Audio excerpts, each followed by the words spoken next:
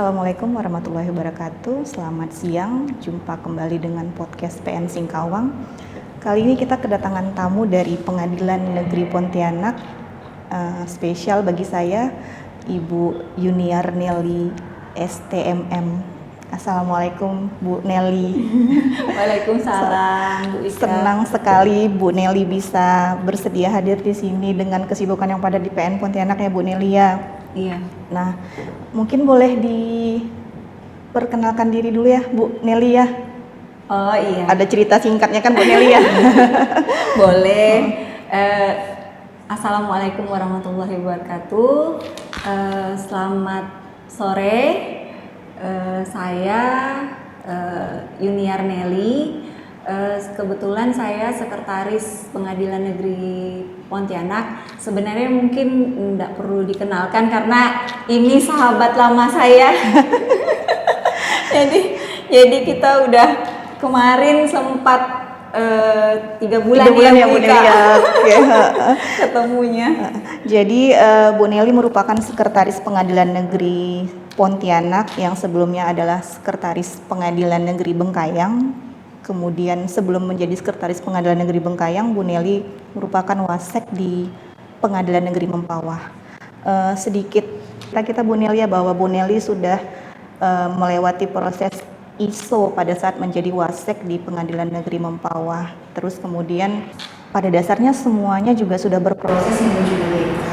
Karena kita juga dari tahun 2018 ya kita akreditasi penjaminan mutu ya, yang Bu Nelly duluan di ISO sebelum akreditasi ya, seperti itu. Jadi kita semuanya pengadilan negeri se-Indonesia maupun seluruh peradilan telah menjalani proses tersebut pada saat kita akreditasi penjaminan. Di sini kita bincang-bincang ringan Bu Nelly. Jadi sedikit cerita bagaimana sih proses pencapaian Pengadilan Negeri Pontianak dan Pengadilan Negeri Singkawang pada saat menuju wilayah bebas korupsi tahun 2020 seperti itu. Terus sebagaimana yang kita ketahui bahwa sekretaris merupakan koordinator operasional dalam pembangunan zona integritas. Nah, seperti itu. Kira-kira menurut Bu Nelly sendiri seperti apa sih peran kita sebagai sekretaris, sebagai koordinator operasional dalam proses pembangunan zona integritas tersebut? Baik Bu Ika, di dalam buku pedoman wilayah pelaksanaan pembangunan zona integritas menuju wilayah bebas korupsi dan bebas bersih dan melayani, itu memang posisi sekretaris di dalam tim WBK WBBM adalah koordinator operasional. Jadi kalau menurut sepengetahuan saya dan udah pernah saya jalani itu bahwa sekretaris adalah orang yang memastikan dan bertanggung jawab bahwa pelaksanaan pembangunan zona integritas menuju WBK dan WBBM dapat terlaksana dengan baik. Jadi dalam hal pemenuhan sarana dan prasarana. Jadi seandainya ada agenda rapat tim, misalnya pembentukan tim, jadi disitulah tugas dari koordinator operasional beserta tim untuk menyiapkan segala sesuatu berkenaan dengan sarana dan prasarananya, misalnya terkait ruangan, sound system, terus jaringan internet seperti itu. Jadi misalnya pada saat area 1 memerlukan banner, jadi mereka melaporlah kepada kita untuk mempersiapkan banner tersebut. Jadi menurut saya seperti itu. Jadi dalam pembangunan zona integritas ini kan ada beberapa proses yang dilewati. Iya. Proses dimulai tadi yang disampaikan mengenai dokumen masing-masing area, kan masing-masing area 1 sampai 6 gitu. Area mungkin area hasil, jadi dukungan dari kita sebagai pemerintah satgas memang cukup kita ya. Pokoknya kita bukan man behind the scene, tapi woman behind the scene. Woman behind the scene, sepakat saya, woman behind the scene. Tadi, nah kemudian kan tadi kita setelah dokumen dalam LKE PMPJD tadi kita penuhi, kemudian kita beralih ke survei ya Bu ya. Iya. Proses Iya. selanjutnya adalah survei. Nah, kita sebagai supporting unit dalam hal ini memastikan pelaksanaan survei oleh tim survei dapat Iya. berjalan dengan lancar. Iya. Seperti itu kan. Kita juga ikut dalam hal strategi seperti apa sih. Kendala pasti ada ya Bu Nelia. Iya. Kendala pasti ada, hambatan juga tidak kita pungkiri, tapi semuanya dapat dilewati. Insya Allah. Insya Allah dapat dilewati. Nah, kemudian setelah kita survei ya Bu Nelia, proses selanjutnya yaitu adalah mystery shopper. Ya, mystery shopper. Kebetulan mystery shopper pada saat kami proses WBK tahun 2020 mystery shopper setelah kita pelaksanaan survei, tapi ada juga yang di satker-satker lain sebelum pelaksanaan survei juga mystery shoppernya ternyata Iya. sudah berkeliling seperti itu kan, dan bergerilya. bergerilya ya. Jadi maksudnya untuk mystery shopper tersendiri ini kita juga menerka-nerka sebenarnya ya, Iya, seperti betul. apa sih, cuman kita posisinya kita memantapkan teman-teman ya menjalankan pelayanan publik sebagaimana mestinya, sehingga walaupun itu mystery shopper lolos lah gitu ya. Gimana Bu Neli kalau mystery shopper nih kira-kira kalau untuk di PN Pontianak pada saat proses tersebut? Jadi kalau kami itu kemarin tuh Bu Ika, ini firasat anak-anak yang di PTSP ya, bahwa waktu di PN Pontianak itu mystery shoppernya datang 2 kali. 2 kali. Jadi pada saat pertama sebelum survei dan keduanya setelah survei. Jadi untungnya pada saat kita itu kan sebelum kita menjalani itu kan kita udah banyak dapat masukan dari Biro Perencanaan kan. Nah, jadi menghadapi hal tersebut Pak Ketua sebagai pimpinan maupun Pak Wakil beserta kami jajaran pimpinan selalu mengingatkan kepada petugas PTSP untuk tetap selalu waspada dan menjalankan tugasnya dengan menjaga hospitality, jadi dengan tetap melaksanakan 5S-nya itu, terus menjaga integritas dan segala sesuatu harus sesuai dengan SOP. Dan itu selalu saya, Pak Panitra selalu menekankan pada saat briefing. Jadi mungkin nih kalau menurut saya, jadi pada saat mystery shopper anak-anak sudah petugas PTSP itu sudah terbiasa dengan melayani dengan sepenuh hati gitu. Jadi udah biasa, jadi berjalan secara alami sih. Iya. Tadi kalau di PN Singkawang ini kan kita sama seperti yang Bu Nelly sampaikan tadi, bahwa kita juga ada agenda namanya role play ya. Kalau seperti briefing itu. Jadi setiap hari Rabu kami juga role play. Nah, jadi di situ selalu kita sampaikan hal tersebut. Nah, kemudian dalam menjaga kualitas pelayanan PTSP dan meminimalisir ketidaksesuaian pada saat kedatangan mystery shopper juga harus kita jaga seperti itu kan. Terkadang misalnya teman-teman lupa nih ngisi mineral di yang menjebak sih Bu Ika kalau saya dengar cerita marah-marah seperti itu ya. Dari petugas itu seperti kayak mau melencengkan prosedur gitu. Iya. Misalnya gimana Bu seandainya kita tolonglah kayak gitu. Jadi kayak mencoba untuk menjebak secara halus apakah si petugas ini mau gitu. Tapi karena sering di briefing, terus Pak Ketua juga sering menyampaikan pada saat rapat, jadi mereka pun agak takut karena udah mengedepankan pelayanan, bahwa hospitality-nya harus dijaga, integritasnya harus dijaga, bekerja sesuai SOP, udah itu. Iya, hospitality tadi yang poin utamanya juga yang Bu Neni, hospitality. Kalau untuk petugas pelayanan ya. Oke, seperti itu. Ke shopper ya Bu Neli ya.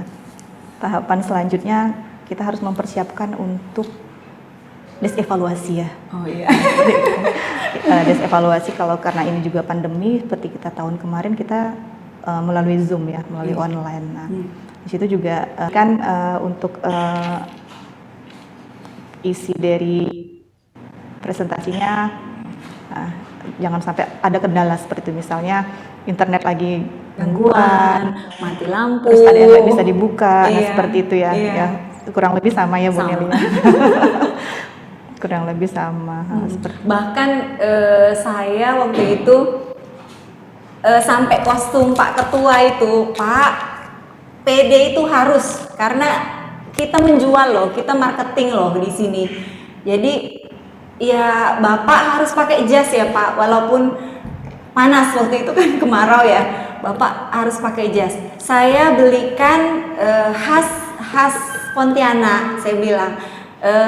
Bapak pakai ya Pak, kita timnya pakai, saya bilang. Jadi sampai sedetil itu. Dan waktu itu saya diingatkan bahwa presentasi Pak Ketua itu maksimal 3 menit. Jadi pada saat dilakukan desevaluasi, awalnya kita pakai timer ya. Timer.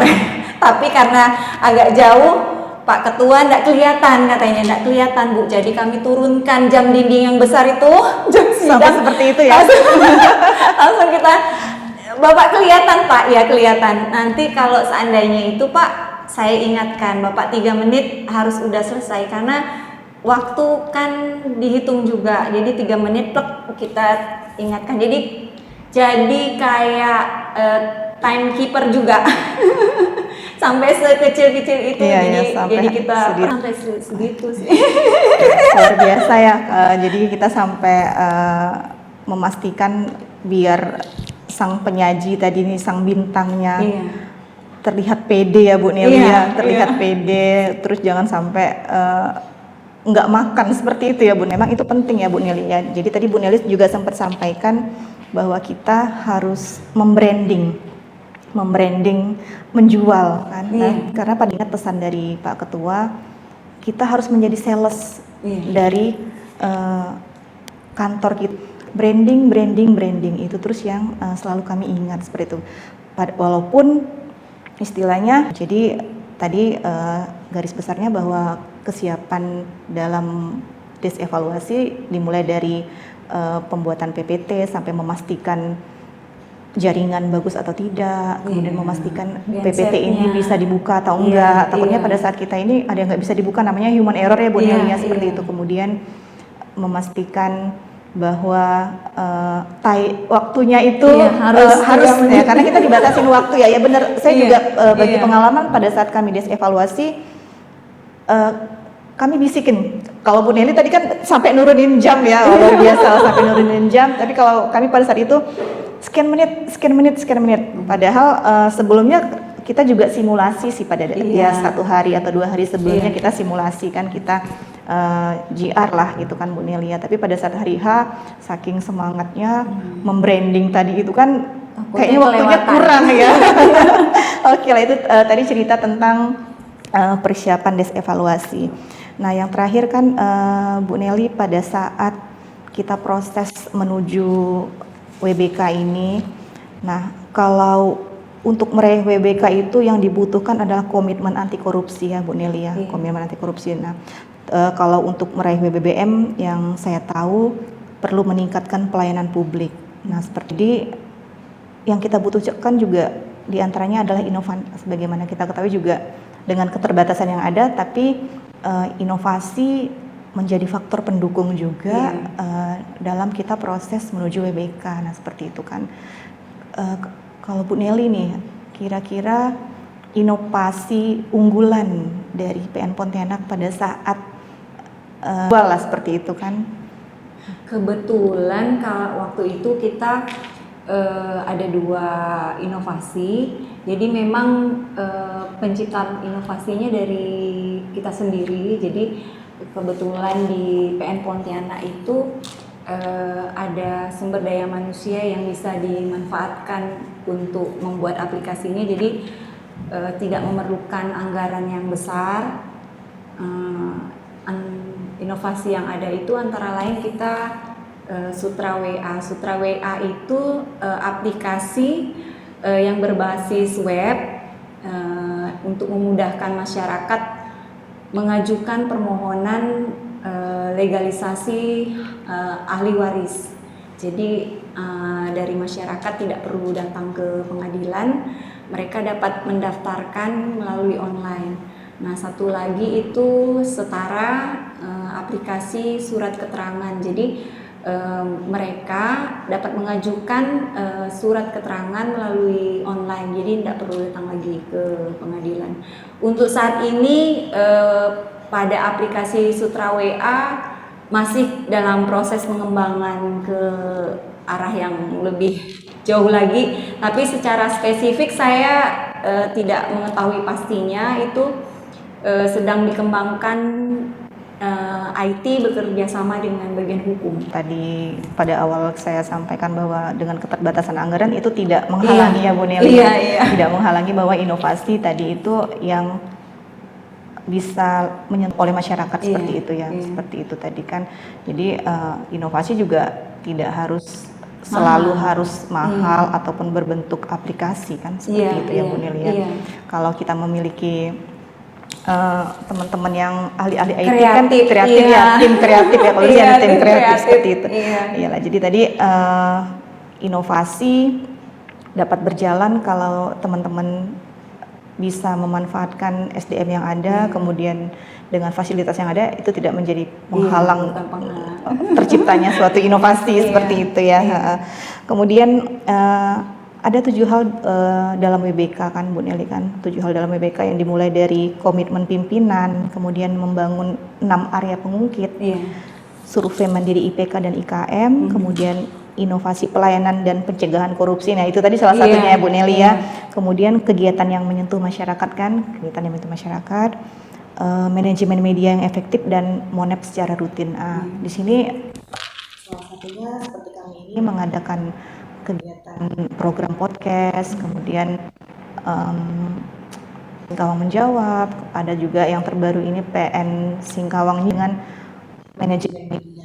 Nah, manajemen media juga balik lagi tadi dengan keterbatasan yang ada ya Bunda, tapi harus ya, karena sekarang brandingnya semuanya melalui informasi medsos media, ya, seperti itu ya, website, Facebook, Instagram, jadi semuanya harus update dan teman-teman juga pada semangat sih pada dasarnya untuk manajemen media. Jadi kita kira-kira kalau di PN Pontianak sendiri tuh Bu Nelly untuk manajemen medianya dengan tim yang ada